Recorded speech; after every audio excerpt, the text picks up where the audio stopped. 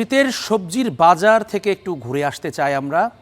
কুমিল্লায় নিমসার বাজার থেকে সরাসরি যোগ দিচ্ছেন সহকর্মী আব্দুল্লাহ আল মারুফ। মারুফ, আমাকে শুনতে পাচ্ছেন? মারুফ, বাজারে কোন সবজির এখন কেমন দাম? শীতকাল, সব অনেক ধরনের সবজি এখনো বাজারে আছে। ক্রেতা বিক্রেতারা কি বলছেন? তারা সন্তুষ্ট দামে?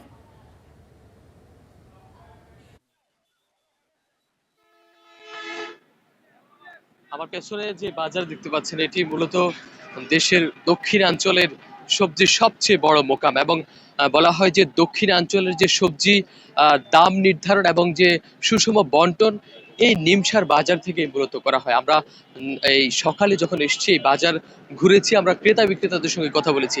আজকের যে বাজার, সে বাজারে যদি জানাতে চাই যে সবজির দামের যে তারতম্য, সেটি কিন্তু সবজি ভেদে দামের তারতম্য দেখা গেছে। বিশেষ করে আমরা দেখেছি এই বাজারে সবচেয়ে কম দামে বিক্রি হচ্ছে যে সবজি, তার নাম মূলা, এবং মূলার দাম ৮ থেকে ১০ টাকা, এবং এরপরে কিন্তু আলুর দাম সবচেয়ে কম, যেটি ১৮ থেকে ২০ টাকা পর্যন্ত বিক্রি হচ্ছে। নতুন যে আলু বাজারে এসছে সেটি। এছাড়াও বাজারের সবচেয়ে বেশি দামে বিক্রি হচ্ছে, আজকের বাজারে সবচেয়ে বেশি দামে বিক্রি হচ্ছে করলা, যেটির দাম ৭০ থেকে ৭৫ টাকা। এছাড়াও টমেটো ৪৮ থেকে ৫০ টাকা, ধনিয়া পাতা ২০ থেকে ২৫ টাকা, কাঁচা মরিচ ৬৮ থেকে ৭০ টাকা, দানাবিহীন যে সিম সেটি ১৮ থেকে ৩০ টাকা পর্যন্ত আমরা দাম উঠানামা করতে দেখেছি বাজারে।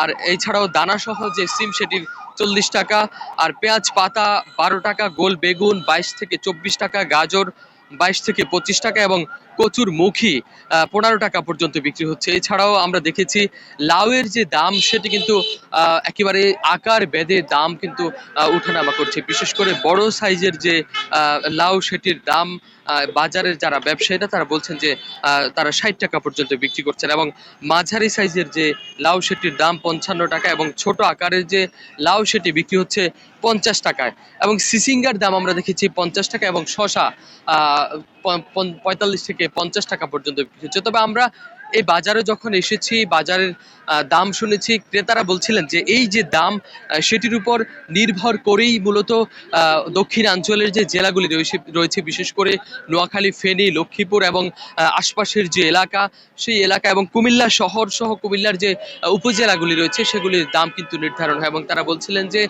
এই দাম গত শীতের মৌসুম যখন শুরু হয়েছে তারপর থেকেই কিন্তু দাম স্থিতিশীল রয়েছে। তবে কিছুর সবজির সিজন না থাকায়, সবজির অপ্রতুলতার কারণে সবজির দাম বেড়েছে। বিশেষ করে করলার কথা তারা উল্লেখ করছিলেন, এবং তারা বলছিলেন যে শীতের তীব্রতা যত বাড়ছে, সবজির উৎপাদিত যে সবজি শীতের সেগুলিও কিন্তু বাজারে আসছে, যে কারণে দাম ধীরে ধীরে কিন্তু দাম আরো কমছে।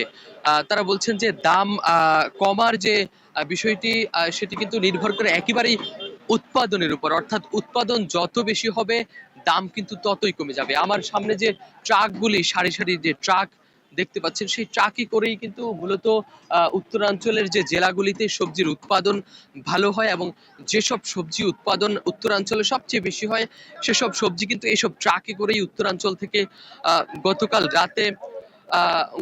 রাতে কিন্তু এসেছে, এবং এই সবজিগুলি কিন্তু দক্ষিণাঞ্চলের যে বাজার, সবচেয়ে বড় সবজির মোকাম নিমসার বাজার, সেই নিমসার বাজারে আসে, এবং এই বাজার থেকেই মূলত দক্ষিণাঞ্চলের যে জেলাগুলি রয়েছে সেগুলিতে কিন্তু সুষমভাবে বন্টন করা হয়।